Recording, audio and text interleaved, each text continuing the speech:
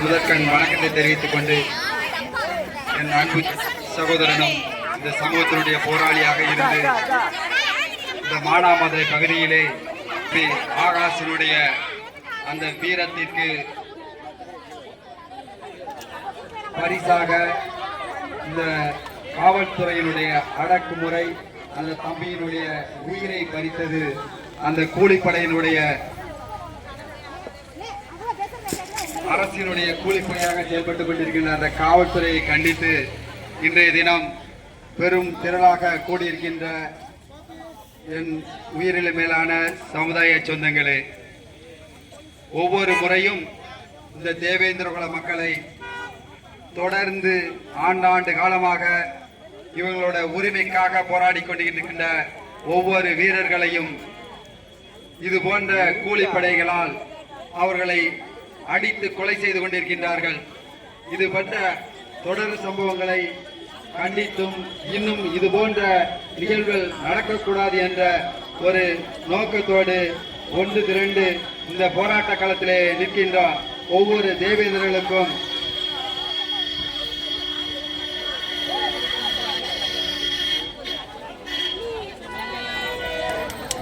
நாம் எல்லோரும் ஒன்று திரண்டு இந்த அரசுக்கு எதிரான இந்த கோரிக்கையை முன்வைக்க இருக்கின்றோம்.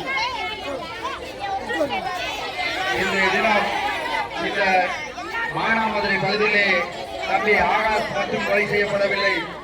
தொடர்ந்து ஒவ்வொரு பகுதியிலேயும் கூலிப்படைகளால் நம் சமூகத்தை அந்த தலைவர்கள் அடித்து கொலை செய்கிறார்கள், ஆட்களை வைத்து வெட்டி கொலை செய்கிறார்கள்.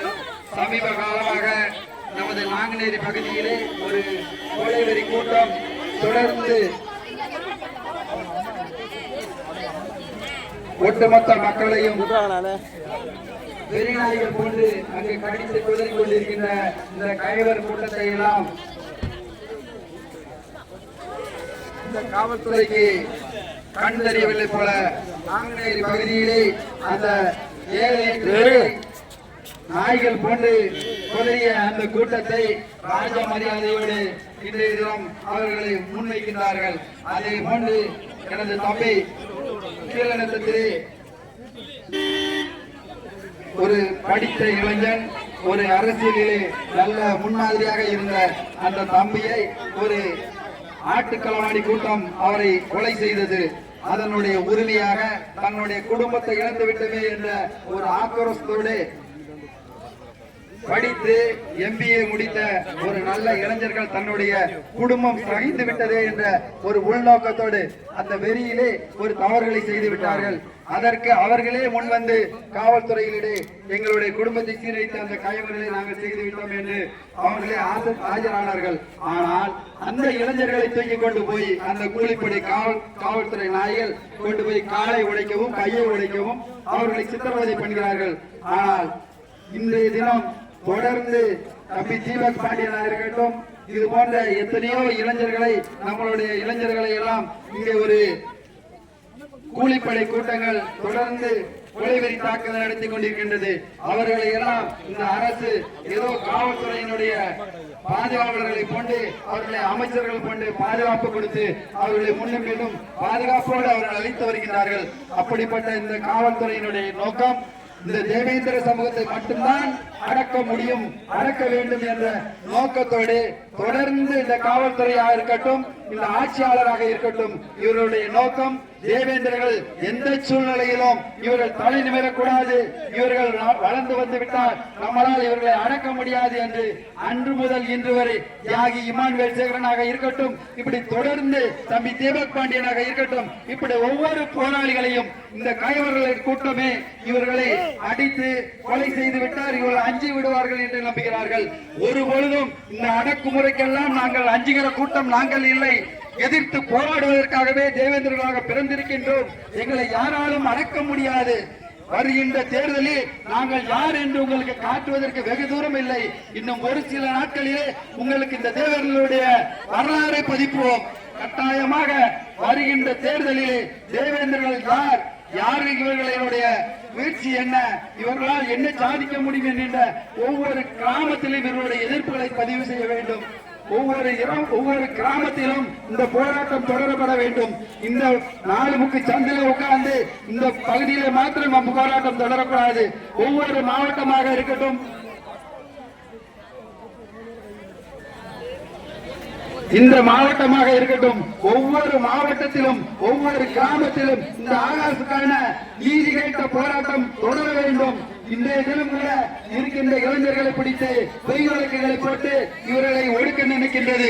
இது போன்ற காவல்துறையினுடைய கனவு கட்டாயமாக தகர்க்கப்படும். எங்களுக்கு எத்தனை வழக்குகள் போட்டாலும் சரி, எத்தனை பேரை நீங்கள் அடித்துக் கொண்டாலும் சரி, நாங்கள் அதுக்கு அஞ்சுவதில்லை.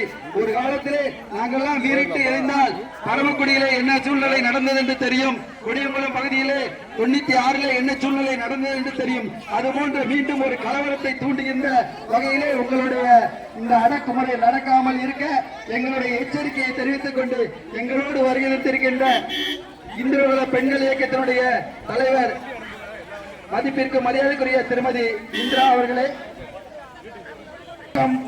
எங்களுடைய தலைவி தங்கம் அவர்களே, தமிழ்நாடு தேவேந்திரகுல வேளாளர் சங்கத்தினுடைய பொதுச் செயலாளர் அண்ணன் ஹரிராம் குடும்பனார் அவர்களே, திருச்செந்தூர்பட்டியினுடைய தலைவர் செல்லப்பா அவர்களே மற்றும் ஜெனி அவர்களே, தோழமை தொண்டர்களே, அனைவருக்கும் எனது மீண்டும் ஒருமுறை நன்றியை கூறி இந்த நிகழ்விற்கு தங்களுடைய கண்டன உரையை இந்திரகுல பெண்கள் இயக்கத்தினுடைய தலைவர் திருமதி தங்கம் அவர்கள் கண்டன உரை ஆற்றுவார்கள் என கேட்டுக்கொள்கிறோம். சொந்தமான சொந்தங்களே, உறவுகளே, உங்கள் அனைவருக்கும் எனது வணக்கத்தை தெரிவித்துக் கொள்கிறேன். இந்த போலீஸ் அடக்குமுறை இப்பொழுது புதுசுதான் என்று இல்லை. எப்பொழுதுமே நமது சமுதாய இளைஞர்களை ஒவ்வொருவரையும் கண்டறிந்து யாரெல்லாம் கொஞ்சம் உஷாராக தலையெடுக்கிறார்களோ அவர்களை களையெடுப்பதே இந்த போலீஸோட வேலை மட்டும் கிடையாது. இந்த ஆற்றலற்ற, இந்த திறமையற்ற இந்த அரசியல்வாதிகள் மட்டும்தான் அதற்கு காரணம்.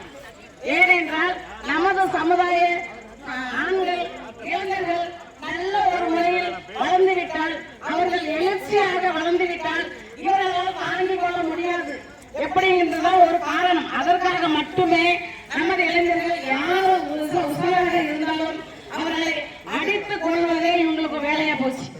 இவங்கள் அரெஸ்ட் பண்ணா கொண்டுட்டு போய் ஸ்டேஷன்ல கொண்டு போய் அடைச்சு அவங்க மேல வழக்கு பதிவு செய்யணும். ஆனால் தனி ஒரு இடத்தில் அடைத்து வைத்து ஒவ்வொருத்தரையும் அடித்து கொள்கிறார்கள். இது மாற்று சமுதாயத்தில் ஒரு இளைஞர்களை கொன்றுவிட்டால் அந்த காவலர்கள் 5 வருடம் 6 வருடம் ஆனாலும் வெளியே வர முடியாது, அவர்களை உள்ளேயே அழைத்து விடுவார்கள். ஆனால் நம் சமுதாய இளைஞர்களை கொன்றுவிட்டால் அவர்களுக்கு ஒரு எஃப்ஐஆர் கூட கிடையாது, அவர்களை அரெஸ்ட் பண்ணவும் மாட்டார்கள். ஏனென்றால் நம் இளைஞர்களை அடித்த ஒவ்வொரு காவல்துறை அதிகாரியும் கண்டிப்பாக மாற்று சமுதாயத்தில் உள்ளவர்களாக தான் இருப்பார்கள்.